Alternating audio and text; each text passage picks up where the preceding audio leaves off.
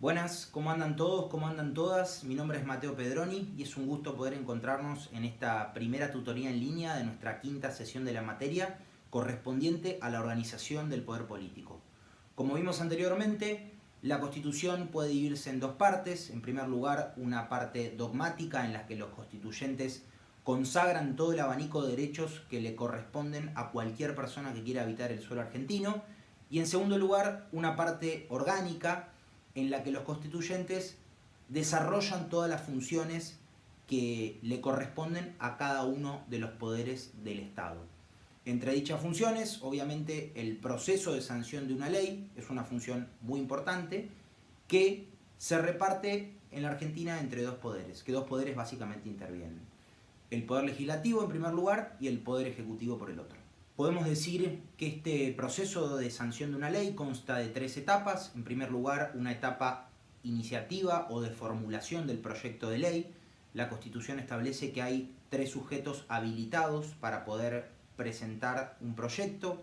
En primer lugar, los miembros del Poder Legislativo, diputados y senadores. En segundo lugar, el propio Poder Ejecutivo tiene la potestad de presentar e impulsar proyectos de ley. Y en tercer lugar, los ciudadanos y ciudadanas de la Argentina a través del procedimiento de iniciativa popular.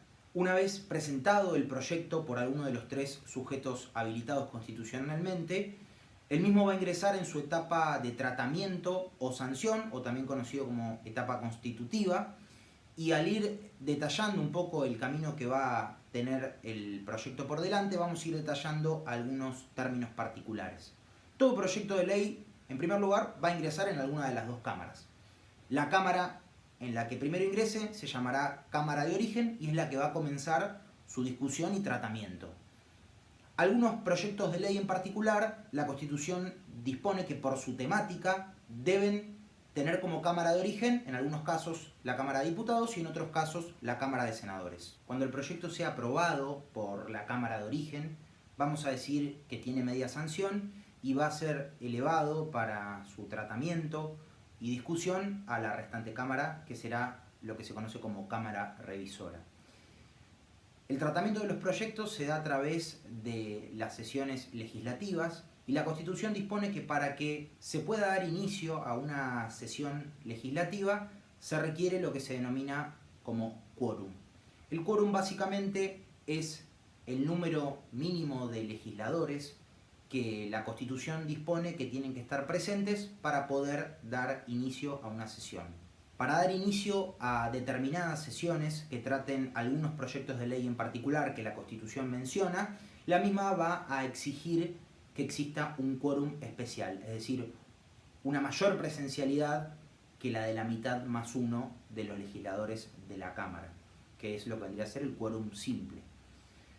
Por otro lado, cuando un proyecto de ley ingresa a una Cámara, va a ser estudiado y debatido en un primer momento por grupos especializados integrados por legisladores que se llaman comisiones parlamentarias.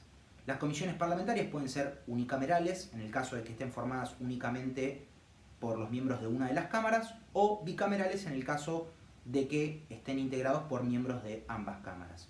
Lo que va a hacer la comisión puntualmente es recomendar o no a la Cámara que ese proyecto de ley se convierta efectivamente en una ley. Va a emitir un dictamen que puede ser favorable o no. Ese dictamen va a ser tratado por la Cámara y finalmente va a ser votado. Algunas comisiones que podemos mencionar son, por ejemplo, la Comisión de Presupuesto, la Comisión de Asuntos Constitucionales, la Comisión de Medio Ambiente para proyectos de ley que traten temas de medio ambiente, etc. Obviamente el tratamiento de un proyecto de ley en una o más comisiones demora su tiempo y es por eso que frente a temas de urgencia o de relevancia, los legisladores pueden proponer que un proyecto de ley se trate sobre tablas. ¿Qué quiere decir esto?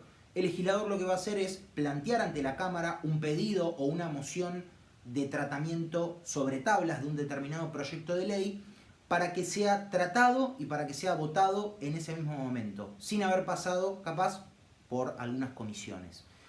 Para que efectivamente se dé ese tratamiento sobre tablas, debe ser aprobado por 2/3 partes de esa Cámara y finalmente, si se aprueba ese pedido de sobre tablas, la Cámara va a debatir y va a votar finalmente ese proyecto de ley. Y finalmente vamos a analizar cómo un proyecto de ley efectivamente se convierte en ley. Y para que eso pase debe ser votado por una cantidad determinada de legisladores que se denomina mayoría. La Constitución determina 3 tipos de mayorías. En primer lugar, la mayoría absoluta. En ese caso, el proyecto debe ser votado favorablemente por más de la mitad de los miembros de esa Cámara. La Constitución en algunos casos habla de la mayoría absoluta del total de los presentes, y en otros casos habla de la mayoría absoluta del total de los miembros de la Cámara. En ese caso se va a tener en cuenta el total de los miembros, no los que estén presentes. Por lo cual, la cantidad de votos favorables que se requieran va a ser mayor. Supongamos que estamos en un órgano que tiene 50 miembros, vamos a tener mayoría absoluta cuando por lo menos 26 de esos miembros voten favorablemente ese proyecto. Y a diferencia de la mayoría absoluta, vamos a tener una mayoría simple cuando la cantidad de los votos favorables sean mayores a la cantidad de los votos en contra. ¿Qué es diferente? ¿Por qué? Porque si en este mismo órgano de 50 miembros nosotros tenemos 20 votos a favor, 15 votos en contra y 15 abstenciones, en ese caso tendremos una mayoría simple porque hay mayor cantidad de votos favorables que en contra, pero no tendremos una mayoría absoluta, porque no votaron favorablemente más de la mitad de los miembros de ese órgano.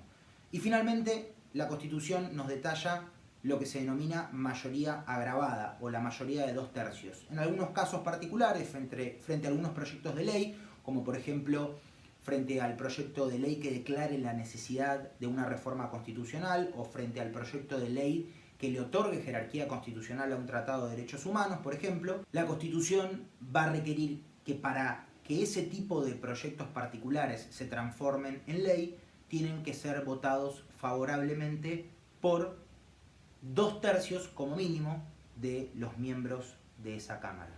Es decir, una mayoría agravada, distinta por la particularidad del proyecto.